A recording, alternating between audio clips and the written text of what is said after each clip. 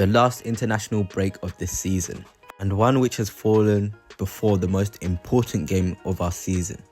Today I'm going to be reviewing how the Arsenal players did on international duty, and who looks in good form and ready to play Manchester City on Sunday. But before I begin, we're so close to 2,000 followers, so if I could ask you to smash that like button, smash the subscribe button and turn on notifications, it would really help the channel out. And without further ado, let's begin with the captain Martin Ødegaard and how he got on with Norway. Our captain played 2 games over the course of the international break, to Slovakia and Czech Republic. He played a staggering 165 minutes, but in terms of performance he was absolutely fantastic. 4 key passes in Norway's 1-1 draw with Slovakia, which is shown on the left, and on the right is his performance against the Czech Republic. Lots and lots of key passes, showing his creativity again on the biggest stages. His pass accuracy was around 85% for both games too, and the amount of touches he had shows he's always heavily involved, as he is for us as well. Overall, from people that have watched Ødegaard over the international break, they have said he has been really good and looks really sharp and ready for the run-in, which in all fairness is something he wasn't sharp and as good for last season. I think the biggest takeaway for us Arsenal fans is Ødegaard didn't come away injured, so he's going to be fit and ready for the game on Sunday, barring anything in training happening to him. Now let's move on to David Raya, who got called up by Spain and played just one of the 2 games. And in the first game against Colombia, he was substituted at half time. The most encouraging thing is obviously the fact he didn't get injured and he did not concede in that game. The goal actually came when David was on the bench. If we analyse his individual performance, he made 2 saves, one of which were inside the box, and had plenty of touches, 25 touches with a 95% passing accuracy, which I think is the most important point here. The fact he's so accurate with his passes for his club holds the sort of energy we need for the game against Manchester City on Sunday. We already know how good he is with his feet, and on a personal note, it's good to see him impressing for Spain, and hopefully he does get that #1 spot, because it is a bit of a toss-up with Unai Simon and Kepa Arrizabalaga for that #1 jersey.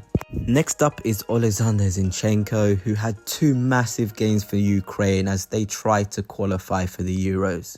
He struggled with injuries this season, having only just returned for Arsenal against Porto, which wasn't his best performance if we're being honest, really cagey on the ball, and unfortunately during this international break he didn't really perform to the ability we know he can.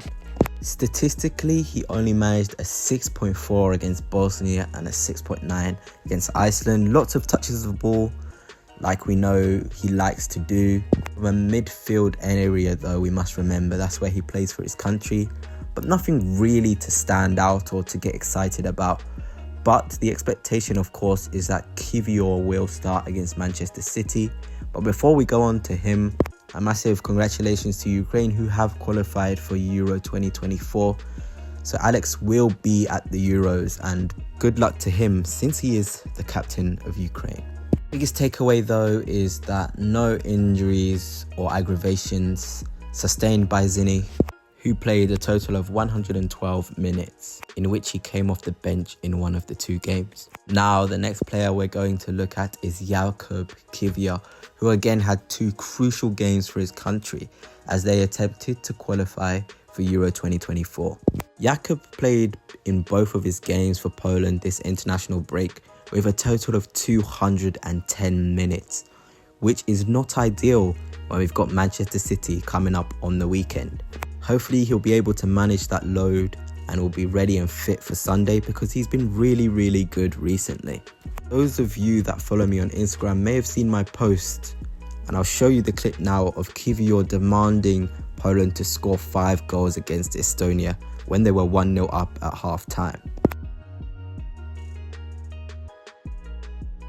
That Arteta winning mentality must really be rubbing off on his players, and in particular Kiwior, who is so used to winning games by huge margins. He even expects it of his Poland teammates, and with all confidence, Poland did deliver to win 5-1, in which they played against Wales to secure a place at Euro 2024.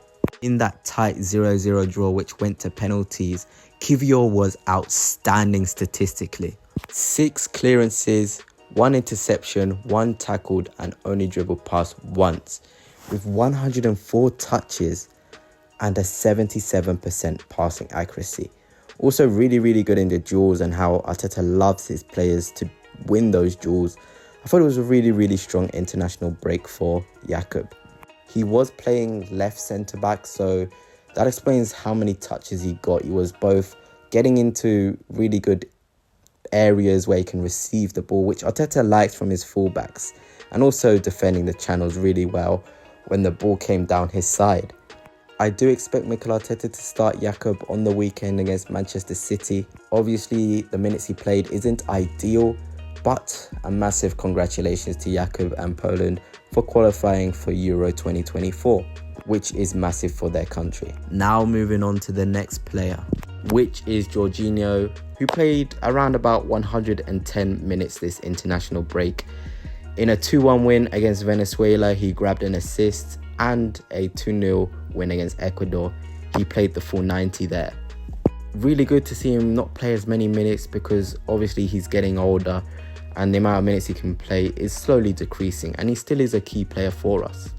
And if we look individually at his performance against Venezuela, it just oozes class. In 25 minutes, he managed 1 assist, 19 touches, 94% accurate passing, 1 key pass and a big chance created. And this is the thing with Jorginho, he's just that cool head in the midfield. Whenever you need him, you just know he will provide. And I do hope Mikel Arteta persists with him and plays him against Manchester City on Sunday, because I feel like him and Declan in the midfield is what can win us that game. Speaking of Declan Rice, he again had a brilliant international break individually, captain his country for the first time, and he spoke about wanting to captain his country many more times in the future, and even captain Arsenal, which caused a little bit of a stir on social media, because it seemed as though he wanted to kill Martin Ødegaard for that Arsenal armband. But I'm sure it won't be too long before we see Declan given the armband, even if it is just for 1 game, because he has those leadership qualities. So in terms of the international break for Declan, he did play the full 180 minutes against Brazil and Belgium. In particular against Brazil, he was outstanding. Loads of people were talking about that performance. Really did hold down that midfield, even though England lost that game. But you just know wherever Declan plays, or whoever he plays for, he's going to give minimum a 7 out of 10 performance. And that's what you need for a club like Arsenal, having a player that you know is going to be consistent and always deliver no matter the circumstances around them. So I'm going to analyse that performance against Brazil. 94 touches, 92% pass accuracy and progressive passes there. 19 passes into the final third and 2 chances created. And of course, Mikel Arteta loves his duels, and Declan Rice won 4 out of 5 of those duels against the likes of Bruno Guimaraes, Paqueta and Douglas Luiz in the midfield. It's just really classy stuff from Declan. And obviously, we expect him to start against Manchester City regardless of the amount of minutes he's played for his country. Anyway, let's move on to Kai Havertz, who played both games for Germany in the centre-forward position, where he has been revitalised by Mikel Arteta. And in terms of individual performance, he was outstanding this international break, which is what we need going into the game against Manchester City on Sunday. Kai played against the Netherlands and France over this international break, playing around 153 minutes of football. In particular, his performance against France had a lot of people talking about it, where he scored 1 goal, was really involved, making loads of runs in the channels, finding himself in really good areas in the box as well. So pretty much it was a continuation of what he was doing for us in that centre forward position, and it seems though he has nailed that one down for Germany in Euro 2024. Again, 43 touches, showing he's really involved in the game, with that 1 key pass to So overall, really successful for Kai Havertz this international break, and it's good to see him carrying on that momentum, and hopefully he can show the quality we know he has to get us over the line on Sunday. Finally, moving on to William Saliba, who got called up by France and only played one of the 2 games, and there's been a really poor quote per se coming from the French manager, saying he has things he doesn't like from Saliba, and that although he has quality for Arsenal, he doesn't quite have what he wants from his defenders on the international stage. And I feel like that was just throwing Saliba under the bus a bit, but nevertheless, for us Arsenal fans, we are happy to see Saliba playing as little minutes as possible before that crunch game against City.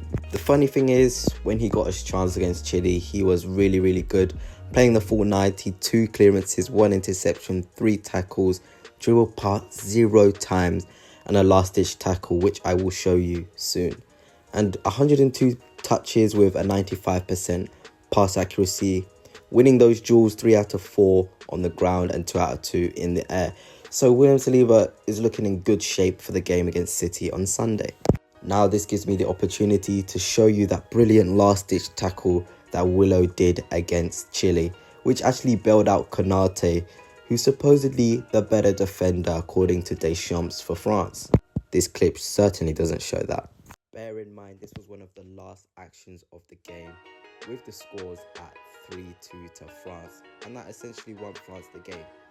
Anyway, that's it for now, Gunners. Hope you enjoyed this long form video about how the Gunners did on international break.